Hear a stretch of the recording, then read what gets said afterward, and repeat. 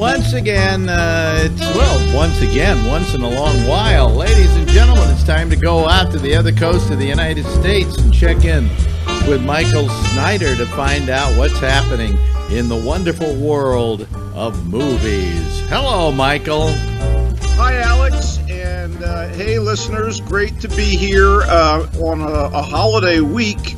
And Christmas means new movies, sometimes high-prestige ones, because we're heading into award season, even in this bizarre and misbegotten year.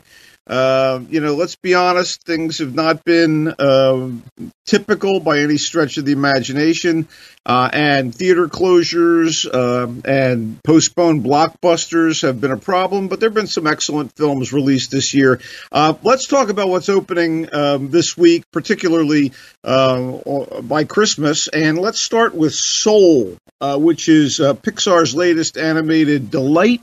It's among the studio's best, ambitious, beautifully rendered, and getting all metaphysical with the story of Joe, who's a genial public school music teacher, voiced by Jamie Foxx. And this guy's on the verge of realizing his dream to play piano with a renowned jazz combo. Alas, he succumbs to an accident, and his spirit is heaven-bound until it falls into a kind of a limbo-like way station for souls who have yet to be born. And there he meets a recalcitrant soul, voiced by Tina Fey, who fears the challenges of life, and they become reluctant partners in Joe's attempt to revive his body back on Earth. This is jammed with great music from John Batiste, Stephen Colbert's music director on The Late Show, directed by Pete Docter, who did some of the best of all Pixar films, Inside Out, Up, and Finding Nemo. And Soul is a sweet and soulful ride into one man's psyche and beyond. I really enjoyed it. It should be available on Christmas Day if you have Disney Plus. This is one of those movies that they would have released in a theater and would look beautiful up there, but they decided to cut their losses and get it out into the world. And we should add that in spite of Mulan, they are not charging extra for this, which is terrific. I think this is going to be great family entertainment over the holiday break. Okay, already available from Netflix, The Midnight Sky is the latest directorial effort by George Clooney. And by the way, it stars George Clooney. It's a dystopian sci-fi movie set in the future and dealing with an elderly Ilan scientist in a remote polar outpost who has to alert the astronauts in a space probe returning from Jupiter that the Earth has been ruined by a global catastrophe. And hey, they can't land anywhere safely. So Clooney plays the old duffer, and Felicity Jones and David Oyelowo, oh boy, I always stumble over his name, Oyelowo, they play a couple of astronauts on that ship, and the special effects are fine, the direction is fine, the actors are fine, but the story seemed a little pat and perfunctory despite the earth-shattering aspects. And by the way, the first time I saw the bearded, half-loony Clooney in this thing, I thought, holy crap, what's Dave Letterman doing in this movie? It's just crazy. I don't know, maybe it's the beard. Anyway, not bad, but certainly disappointed me on a few fronts. The Midnight Sky, again, available right now via Netflix. Okay, anchored by a very complex and seductive and unsettling turn by Carey Mulligan, promising young woman, a thoroughly assured first feature from screenwriter-director Emerald Fennell, is a darkly comic, kind of tense examination of the damage done by toxic masculinity, and it's couched as a tale of revenge, but in any event, it was very compelling and occasionally amusing. It's an assault on her best friend and fellow med student that causes Mulligan's character Cassie to drop out of school and sends her on a crusade to exact payback and redress the power balance between men and women, unbeknownst to her parents, played here by Jennifer Coolidge and Clancy Brown, and her boss, played by Laverne Cox. This girl, who could have been on her way to a career as a doctor, is now working at a coffee shop. Anyway, with a fine company of supporting actors that also include Connie Britton and Alison Brie and Alfred Molina, Mulligan's star turn here shows that she's made good on the promise of her work in, say, the period of coming-of-age comedy and education, Far from the Madding Crowd, and other gigs. A Promising Young Woman is in select theaters, but it should be on video soon enough. I thought it was pretty terrific. One of my favorite films of the year at this juncture. Okay, news of the world, also theatrically bound, and I guess available on a couple streaming services very soon. News of the World stars Tom Hanks. And Tom Hanks is as solid, reliable, and noble as ever in this, his first Western. Herein, he portrays a former Civil War captain who 5 years after the Union's victory travels to various towns and settlements in Texas and thereabouts to read the news at gatherings of eager citizens who are willing to pay a dime apiece. Along his route, he encounters an abandoned white 12-year-old girl played in an impressive turn by newcomer Helena Zengel. And this girl had been orphaned and raised by the Kiowa tribe and then orphaned again when her Native American father is slain. So no one else is willing to shepherd this wild child across dangerous territory to her only living relatives, a German uncle and aunt. So the captain takes on the responsibility, his grizzled loner nature softened by a growing paternal concern. Anyway, this is directed in sure-handed fashion by Paul Greengrass, who previously worked with Hanks on Captain Phillips, and it's very good. Maybe not one of the best films of the year, but certainly worth your time. News of the world.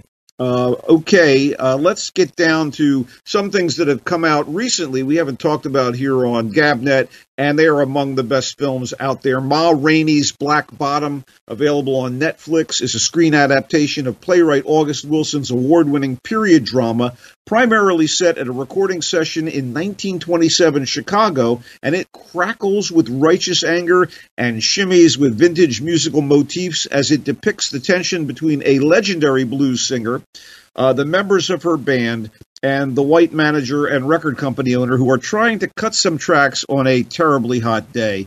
Most of all, this movie is a showcase for brilliant performances by two actors at the top of their respective games, Viola Davis as the combustible diva Ma Rainey, who is historically known as the mother of the blues, and in his last screen role, the late Chadwick Boseman, here playing a talented, arrogant trumpet player with a very tragic backstory and a yen for solo stardom, although it occasionally shows its theater roots. Director George C. Wolfe keeps it all churning and throws in a couple really colorful exteriors, and then he lets the late Boseman and Ms. Davis and the rest of the cast just kind of work their magic.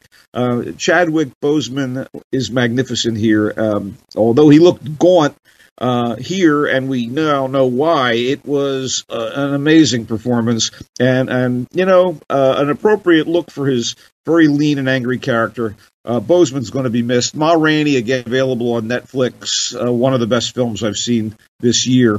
Let's wrap things up on the what I've seen lately front with Tenet, which is the latest super ambitious sci-fi action movie from filmmaker Christopher Nolan.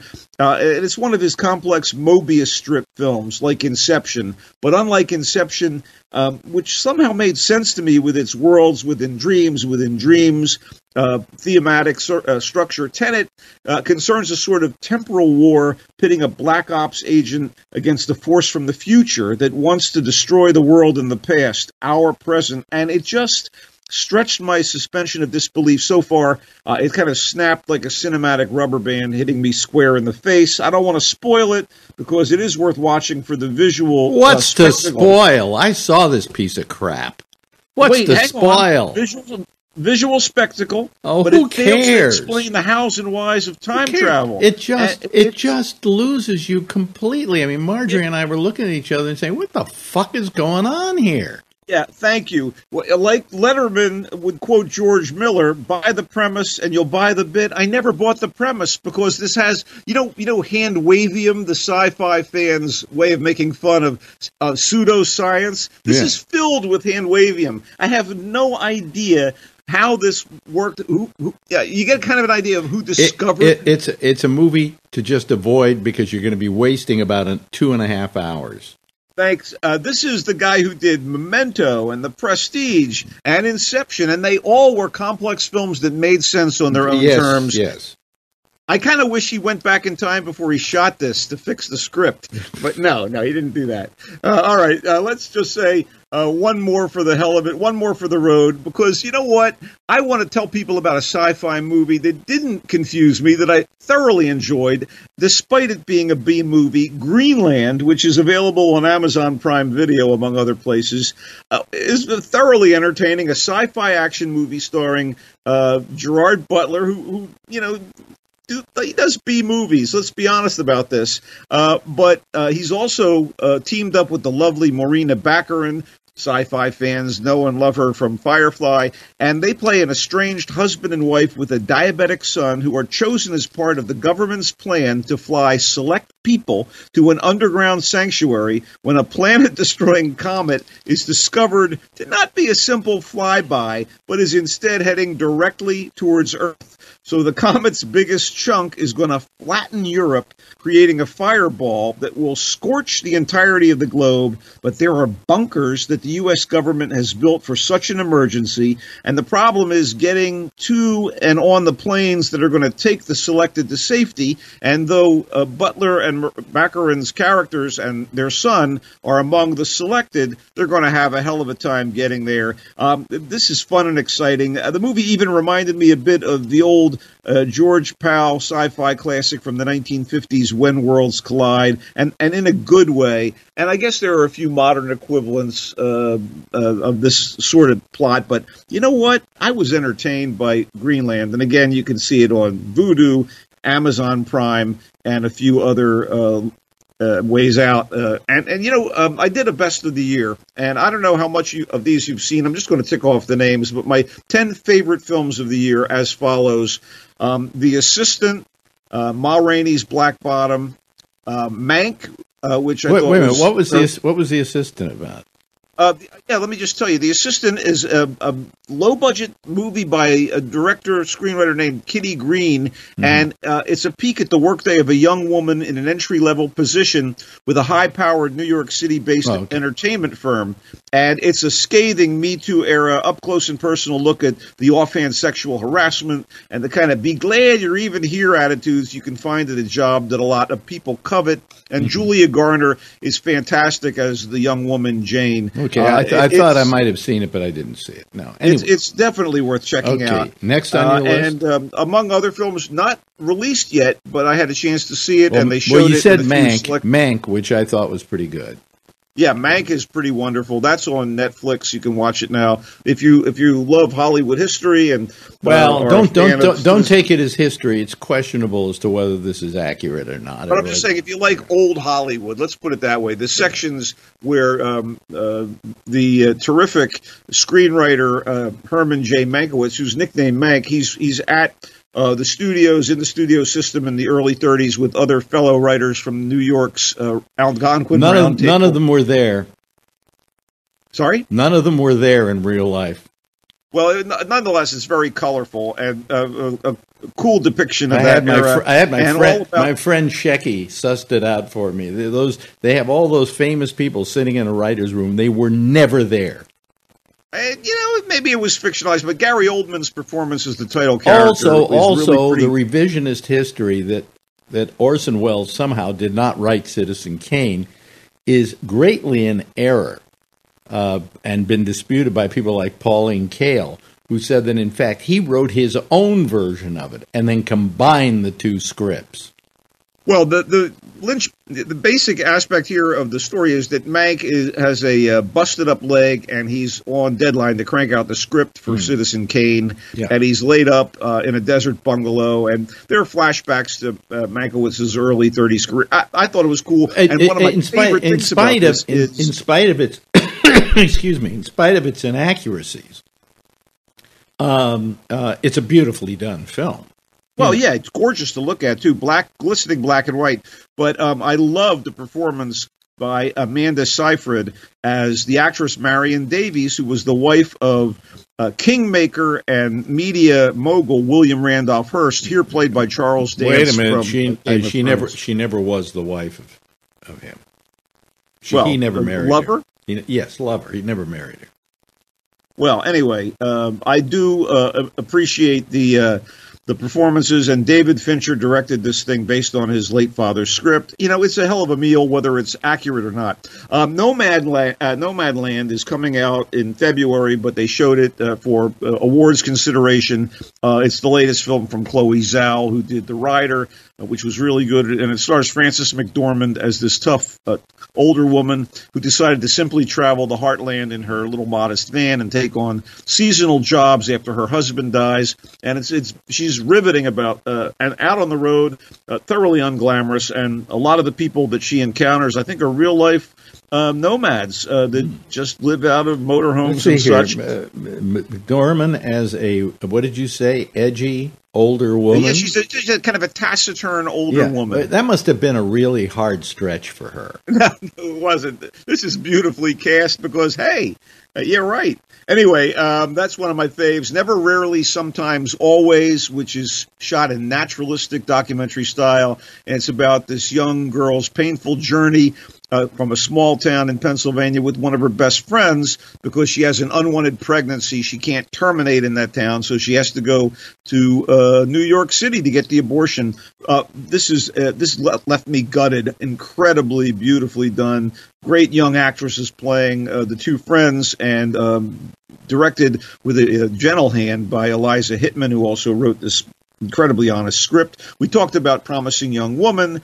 We talked about Soul. Sound of Metal is one of the best films of the year, unquestionably. Very powerful and disturbing and heartbreaking. Riz Ahmed plays the lead, and it's a rock and roller's nightmare. Ahmed plays a drummer in an arty noise metal band with his guitar-playing girlfriend on Screeches, and one morning during a tour of the Heartland, he wakes up in their trailer, and the buzzing he's been experiencing in his ears turns into garbled distortion and then degenerates rapidly into calamitous hearing loss. So this is going to kill his livelihood, and it also plays havoc with the relationship he has with this young woman, and he has to kind of confront the challenge of losing his hearing, figure out possible solutions, and a way to keep his professional life and his love life together. Sound of Metal, great film. Vast of Night, which we've talked about earlier in the year, a very clever take on traditional 50s sci-fi alien invasion movies.